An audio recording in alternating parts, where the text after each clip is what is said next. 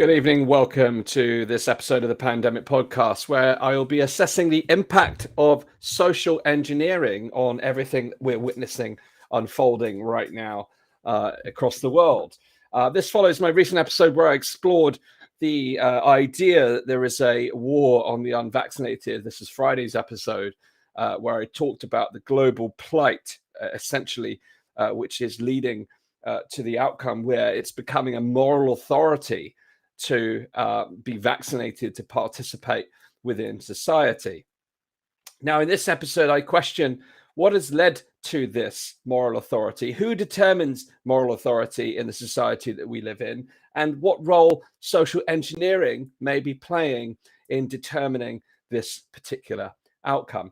Now, as you know, I've been broadcasting for over a year now. We've done over 300 episodes, reached over 10 million views in the process of recording this content, developed a global audience, and it's led to some really fascinating conversations with our guests about different perspectives upon all of the facets of what's occurring right now. But more recently, I've been particularly keen to understand the answers to the why question. Why is what is happening right now? And there are some simplistic answers to that question. Why is this happening? But I personally believe this is more of a complex, almost ball. If you imagine a ball of yarn and how many there's so many different threads and strands to this, trying to untangle that ball of yarn is what has become my most fascinating, one of my most fascinating obsessions as we start to develop new content for the show. But as a result of exploring the why and how is this happening at a global scale,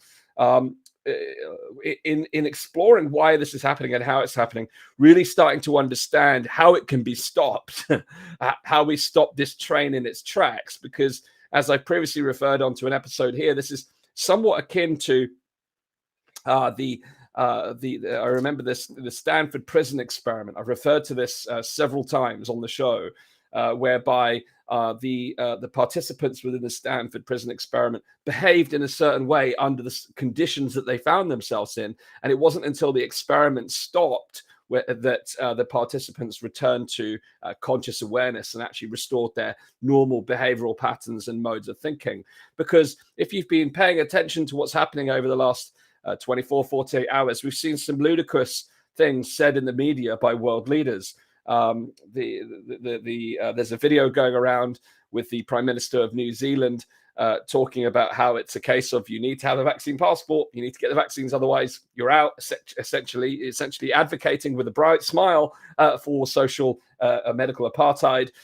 We've seen ministers from Australia talking about how if you're against government mandates, it makes you an anti-vaxxer. So even if you're completely pro-vaccine and against the government, you could be a lifelong advocate. You could be a promoter. You could be cheering the hospitals with banners saying "Go vaccinate the world," cheering on this momentum, this exploitative campaign, which I'll touch upon in a minute. But if you stand against it being mandated, you're an anti-vaxxer, according to this particular Australian minister. But also, if you look at the Merriam-Webster dictionary definition of anti-vaxxer, it also does include now that if you oppose vaccine mandates, you're an anti-vaxxer, according to the dictionary. Therefore, it must be real. So within this kind of ideology, which can only be described as an ideology. This is an ideology. This is clearly, we clearly live in a post-truth world. You know, we've heard of postmodernism. This is post-truth. It's no longer about sense. It no longer has to make sense. But under this guise of emergency, it creates the conditions where anything goes. So amongst trying to unravel why and how this is happening, from a place of understanding and sense making, in order to make sense of the world that doesn't make sense, I'm also seeking answers in order to how to stop this in its tracks, and not only how can it be resisted, but how can it be stopped, and also more importantly, how do we make sure this doesn't happen again, and how do we move forward in a more empowering way? How do we start to remove some of the individuals from power that I believe are a risk to the future of society. But more importantly, how do we build new systems and structures in a more empowered sense moving forward? And how do we empower the people? How do we empower the citizens to become to have more agency over their lives and to have more agency over the world around them? Because at the moment, one of the strands, so to speak, the ball of yarn, is this centralization of power, which will lead into how we talk about social engineering tonight. Because there is an enormous amount of financial and political power that is amassed within a very small number of people. We know it's clear the world's wealth is held by a very small number of people. Some of those wealthy individuals keep themselves to themselves and do their own thing, but some of them like to use their wealth for an enormous influence over governments and over policies, usually to further advance their own material gains. Which we'll also talk about in tonight's episode as we kind of evaluate some of these components around how mandatory vaccines, for instance, become a moral authority and the role that the centralization of power and social engineering may have played in that. Because these are undisputable facts. We live in a world where the money and power is held by a very select individual, not a few people.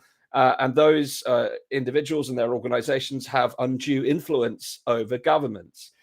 But I saw something interesting today. Well, just before I talk about the interesting thing that I observed today.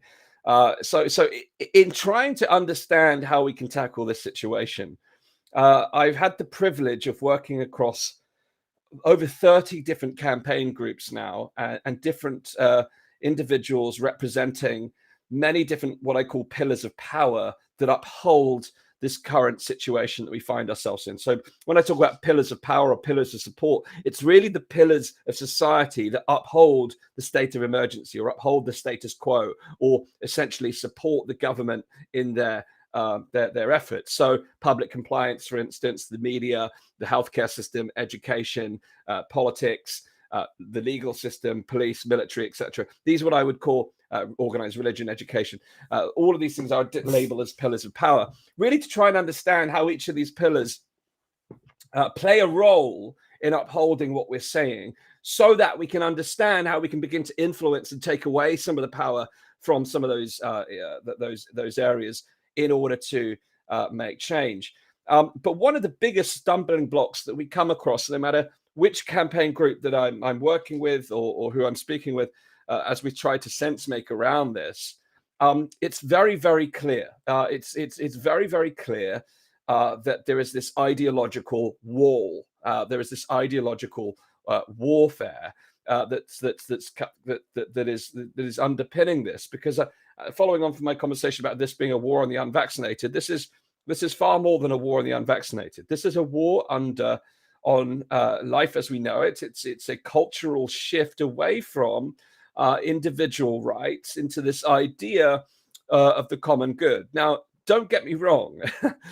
Although if you read any of Ayn Rand's work, she says that it's selfish to work in the collective interest. You should only work in the individual interest. And she makes some interesting arguments how that actually ends up serving the collective good, which is interesting. But nonetheless, I do think life is about understanding the laws of nature and equilibrium and balance. And it's nighttime now, which follows daytime. We don't prioritize daytime and say that we only have daytime from now on because nighttime is wrong. We can't get anything done during the nighttime, blah, blah, blah. We recognize that they are part of the same whole, as are individual rights and the collective interests of the society we represent. So I heard this phrase, which said that individual freedoms, and this was in the context of vaccine passports and legalities around this. I'm having some fascinating conversations with lawyers. In fact, I've just come from a 2-hour meeting with a group of lawyers looking at how the courts and the legal system and the various different angles can be pursued when it comes to tackling some of these policy issues and these emerging issues, but also supporting claimants who have been adversely affected by vaccines, for instance, or or policies relating to the government, lost earnings, lost income, individual cases as well as class cases, as all kinds of different angles. But there's this line, individual freedoms end where common good begins. And this was used in the context of a legal discussion around, this wasn't from the lawyers, by the way, this was in the press, from the idea that it's a moral imperative to get vaccinated for the common good, and that's where your individual right to say no is foregone.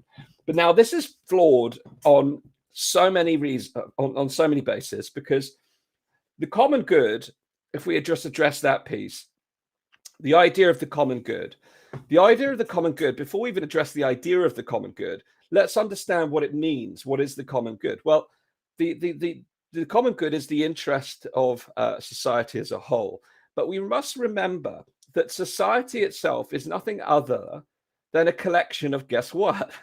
Individuals. The same as when we look at institutions. We often point at institutions and systems and say the system's broken or the institution's screwed, it's corrupt. But the institution and the system isn't corrupt. It, by virtue of definition, it can't be. It's the individuals within those systems that make it corrupt. So when we think about the common good for society is determined by the sum of the individual needs of society. So to say it's a common good for everyone to be vaccinated is completely flawed on the basis that it's divorced from the underlying risk. Now, when I was speaking with the lawyers today, I said it's almost though we're not even thinking about the risks of COVID-19 anymore. It's not even a part of a discussion. It's no longer part of the conversation. It's no longer, how risky is this virus? Who does it affect?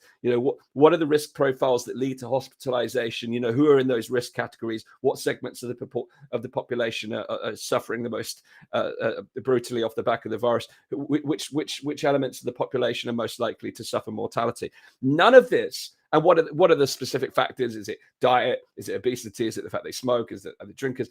And by the way, after nearly 2 years of data, 2 years of the most studied virus in history, we surely have the answers to those questions. We surely have a clear understanding of who exactly is at risk. Now, of course, I know what the critics will say. Well, there's always exceptions, Dan. Of course, there's always exceptions. There's no exceptions of every form of illness. There's, the common cold can knock people for 6, can cause people to be hospitalized and die. Every illness comes with exceptions, but we can't manage for the exception in the interest of the common good. The common good requires us to actually understand the combined risk as a society and to understand which of those segments are at risk. So to say individual freedoms end when the common good begins makes no sense when you completely ignore the argument of the risk to society as a whole and recognize that the actual risks, when we actually get into the risk conversation, are disproportionately weighted to a very small segment of society. So what you're saying is individual freedom ends when common good begins. But we're not talking about the common good of a very small portion of society who are most at risk from this particular virus. No, we're talking the common good of the entirety of society with no reference or bearing to risk. So it's at this point you can realize that the common good has been hijacked. It's been ideological. This in the words of one of the lawyers earlier today, one of the recent cases that are thrown out, the judge said it was inarguable. Well, this is inarguable. The idea that individual freedom ends when common good begins without reference to actually the underlying risk category is completely flawed. It's a flawed argument. It's inarguable. But despite this, it's been hijacked. It's been exploited. So this is one element of the Western values, because the Western values have long prioritized civil liberties, individual rights and freedoms, as well as the interests of society. And it's when those are in balance and in harmony that we are able to give people the opportunity to be self-determining individuals. They can self-actualize their own potential. They can better their own circumstances. And as a society, we can work to ensure that there is equal opportunity as opposed to equality of outcome, because equality of outcome leads to communism. But we can create the conditions where society has the opportunity to flourish. Now, of course, that's a big conversation. We're not here to go into that because that's the ideal. We haven't achieved that. No, we haven't. But the idea that we sacrifice the individual freedoms and individual rights for the collective good, which is where this great narrative is going. If you haven't seen it, the World Economic Forum had 2 days off-site recently in Dubai, I believe, in the middle of November, where they actually moved from the Great Reset to the actual great narrative. You couldn't make this stuff up. You literally couldn't make this stuff up. They called the weekend the great narrative, where we will write a great narrative for the future, which is all about foregoing these individual rights and prioritizing the collective interests. Now, if you look at fundamental collectivism, it is a landslide towards the more extreme forms of socialism and communism. And if you actually look at the mechanics, the components that are leading to some of these things, you look at some of the world leaders and their political position and their stance on these things. It's no surprise that in the last 4 years, many of the world's largest centralized institutions have been had leadership changes, which are reflective of individuals who have come from socialist or communist backgrounds. So you can see how the tide is turning. You can start to see the undercurrent. And you can see some of the driving forces behind all of these things. Now it becomes very, I consider myself to be relatively politically centrist out of choice. I like to be able to see things from all kinds of perspectives, so I can empathize and appreciate the different ways of making our sense of the world politically. But it becomes very difficult to criticize the kind of more extreme end of the left spectrum, which is in that radical collectivist piece, without coming across or being judged as right wing. We can't just sit in the middle in neutrality and say, hang on a minute, the extremes of this behavior is causing real societal harms and leading to the erosion of Western values, without getting some slanderous false comment about being far right or alt right in this tribal system that another social construct, by the way, which further divides and keeps us from able to reach a kind of consensus as a society, which would ultimately lead to the devaluation of the power that is held amongst these central elites. But let's talk about this centralization and the role of this centralization in the hijacking of what it means to act in the interest of the common good, and how this has happened. Now, there's a fascinating scientific study which looks at how beliefs are formed, and it looks at how beliefs become contagious. Now, we know that fear is the most contagious virus on the planet, which in many ways has hijacked people's psyche. It's hijacked their ability to rationalize and to make sense of data and the science. It's become an emotionalized, ideological, moralized battle.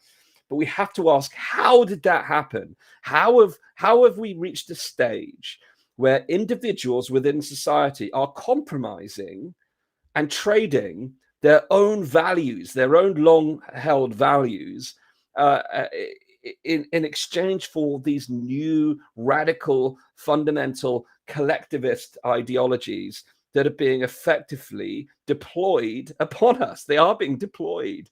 This isn't an accident. This is not an accident that these ideologies, in case in point, if you're starting to think I sound like a conspiracy theorist, just go look up the great narrative. It's a real thing.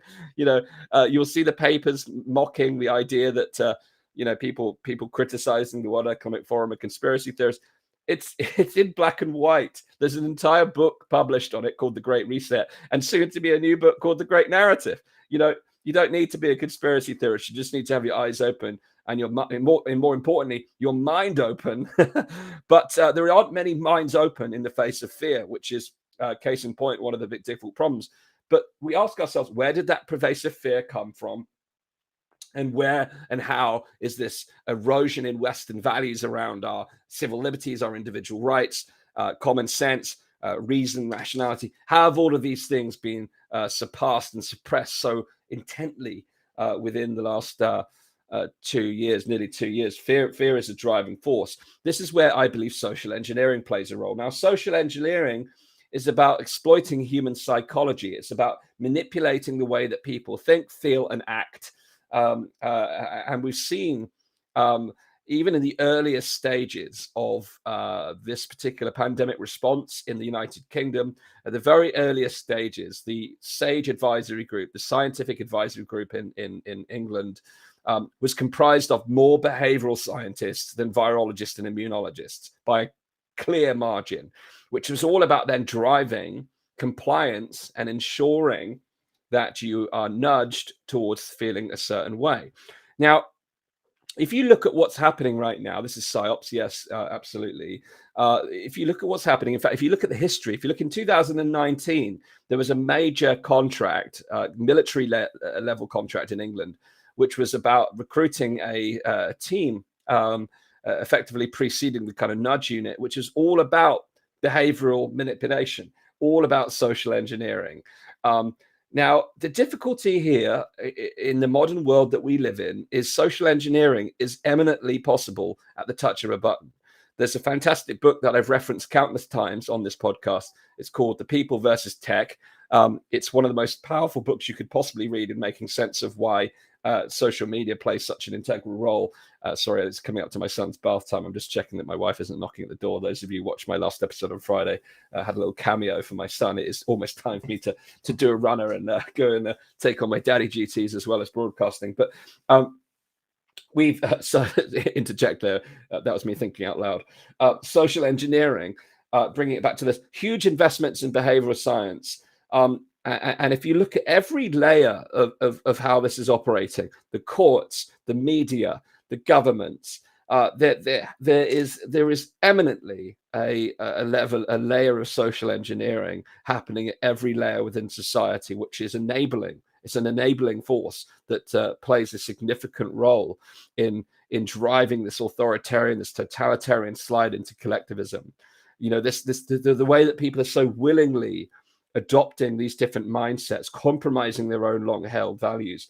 Going back to the study about the scientific study around the 10%, that it takes just 10% to change society. Up until the point there's less than 10% of people believing a certain way, having certain beliefs, it doesn't become pervasive within an organization or society. But once you hit that 10% tipping point, where 10% of society believe certain in ideas or ideologies, then once you reach that threshold, it starts to grow very, very rapidly, exponential growth of an idea.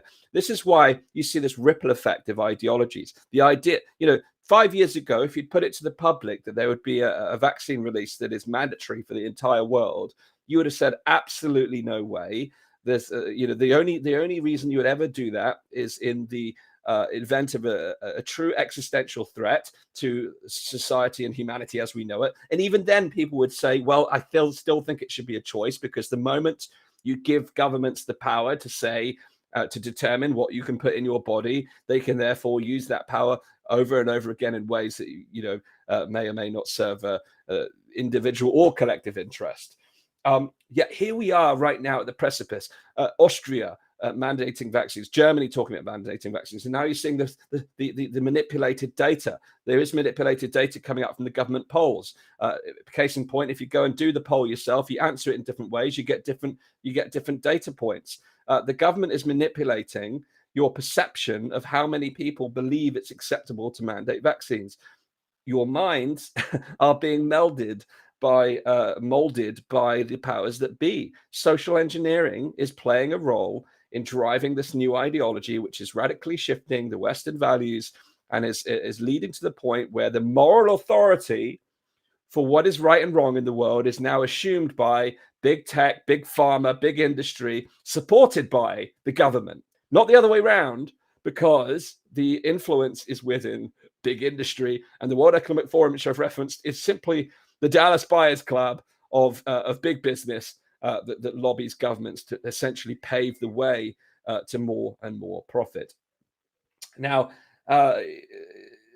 I'm speaking here from what I would say one of the upper echelons of the hotel of truth. If you imagine, a high-rise hotel, you have to get into the lobby to start to understand the fundamentals and the basics of what's going on before you can ascend to the penthouse and see everything that's happening by unraveling the yarn as you go through the different floors and different stages. So some people, when they hear me saying this way, it's too far-fetched. It's just, people come back to this reductive point of view that we're in a pandemic, this deadly virus, and we must all get vaccinated, because the science has been simplified to that level. The oversimplification of science, the oversimplification of reason has eroded debate, and it's very deliberate. It's very intentful, and that's all part of the social engineering process. But if you notice, we've been gradually nudged. These different approaches with increasing severity are nudging us towards this idea that the whole world should be vaccinated. But not only should the whole world be vaccinated, the whole world should be forced to be vaccinated. And this sets a very dangerous precedent for what goes forward, because the moment you allow the government to determine what they can and cannot do when it comes to your own physical body, today, whilst you're in fear, some people will be out there agreeing, well, I want everyone to be vaccinated so I can feel safe. That's all about the individual, by the way, not the collective. It's the individual's fear, right? That the individuals who are afraid are the ones that want everyone to be vaccinated, because they, as an individual, are afraid. Now, social engineering is the answer to why they're afraid, unless they fall into one of the risk categories, or they have, a level of risk aversion that leads them to believe that they will be one of the exceptions, which they could be. It's, life throws us lemons sometimes. And that's a sad fact of life, that we are infallible. We are mortal creatures. We're not infallible. We are mortal creatures, rather. So, in conclusion, the collective ideology that we all should be vaccinated has emerged as a result of social engineering and a very deliberate nudging process over time, that has led people from thinking, well, okay, if we just vaccinate the most vulnerable people in society to protect the vulnerable, that makes sense, to the over 50s, the over 40s, the over 30s, the over 20s, the over 15s, the over 12s, and now soon to be the over 5s. And even Pfizer are talking about 6 months and beyond. This is literally a desire to vaccinate the world. And who do you think stands to gain from this, by the way? Who stands to gain from vaccinating the entire world? And again, think about the divorce from the actual risk profile. This isn't about mitigating risk. This is not about mitigating risk. This is about human greed. This is about the fundamental flaws in the human psyche that are playing out on a global scale in a very opportunistic way. For those of us who have our eyes and mind open, we can see this. For those who have been caught deep in fear, unfortunately, likely to become a victim of this social engineering, which is exactly why you can see how some of the most oppressive regimes in history get away with what they get away with, because it creates a bystander effect. It creates mass formation, mass hypnosis, which Matthias Desmet spoke about in the podcast. And the antidote is to end the experiment or break people out of fear, because as long as people are in fear, they will not be in conscious awareness, back in equilibrium, which comes back to the power of now. We need to bring people back to present moment awareness, start to make sense of the world, and start to feel a sense of emotional connection to restoring and upholding the long-held values that they've previously held for the most of their lives. Because we are in a landslide towards a radicalized form of society, which is grounded in this idea that we do everything in the common interest of the common good, which as a marketing ploy sounds fantastic. We'll make the world a better place. Well, you can't make the world a better place by sacrificing the needs and rights of the individual, because the common good is nothing other than the collective interest of a whole range of people. And you cannot apply blanket policies to a range of people within a society. It's simply not tenable. So it's the greatest fear-based marketing plan that the world has ever seen. I do have an episode entitled The Greatest Fear-Based Marketing Campaign the World Has Ever Seen. I'm going to take my experience in business and knowledge of marketing and overlay it with a timeline of what we've witnessed over the last 2 years. It's under development, but it's one of those things where it comes about calling out the game and what's going on. Which, in conclusion, there's two things that I'd like people to take away from this episode. One is love is the greatest antidote to fear. You don't take people out of fear by criticizing them, shouting at them, pointing fingers at them, calling them idiots, calling them sheep. You do that by firstly sending them love and building a bridge through empathy. And secondly, one of the most effective ways for us to start to break down the effects of social engineering is to call out the game. It's to call out the game, because when people can see with explicit examples how they are being manipulated, because social engineering, remember, is about it's about human psychology being exploited through manipulation to change the way you think, feel, and act. And at this moment, there's this collective hypnosis where people are acting out of that collective hypnosis rather than their own personal value system or beliefs. So we need to burst that bubble. We need to create conscious awareness, bring people back to present moment, starting with love, and then start a process of re-education, start a process of sense making, at least. And it's not about re-education, because that's something that's a technique that's used actually to break people out of the cult-like thinking, where people have been kind of manipulated within a cult-like situation. It's actually more effective to take people back to their own conscious awareness, where they can actually find their inner strength where they are then capable once again of thinking for themselves. But we are going to have to provide people with the tools of critical thinking and remind people how sense making works, and remind them the importance of questioning everything. The subtitle of this show. And talking about that kind of hotel of truth, the hotel of wisdom, we can't speak to people from the penthouse, and expect them to understand what we're talking about. We need to take people into the ground floor, welcome them to the lobby, and therefore start to understand things from the very basic level, the very, very simplest points. And people have to feel like they're making that decision on themselves, because otherwise we are the oppressors. Let's push them into the hotel of truth, drag them up to the top floor, let them see what's going on, and expect them to make sense of it. No, we cannot become the oppressors. We must lead by example. We must be the change we want to see. And we do that by bringing people to conscious awareness and inviting them to take the first step towards pursuing their own innate curiosity, which I do believe is within all human beings. Okay, ladies and gentlemen, that's all I have for you tonight. This podcast is going through a period of its own transformation. I'm working with the team now to look at how we can continue to make sense of a world that no longer makes sense, but really start to look at how we can create a more empowering future, starting with ourselves. How do we transform our own reality, and how do we therefore transform the world around us? So expect some changes coming up as we bring some of the work that I was working on prior to 2020, some of the Elevate Media work, where we start to look at how we can transform the world around us, how we can start to change some of the pillars of power that have become so corrupted by the individuals working within those pillars of power, really to become a force for change as we continue to deal with this situation, building communities of like-minded individuals who are passionate about elevating humanity and enriching the world, and looking at how not only can we resist the current situation, but how we can begin to co-create the systems and structures of the future. So if you'd like to be part of our communities going forward, and some of be the first to hear about some of the new content we're bringing up, please just take 1 minute of your time to go to danjgregory.com/pandemic, enter your name and email address. We'll keep that securely. We'll email you once in a while to tell you about our new content and our interviews.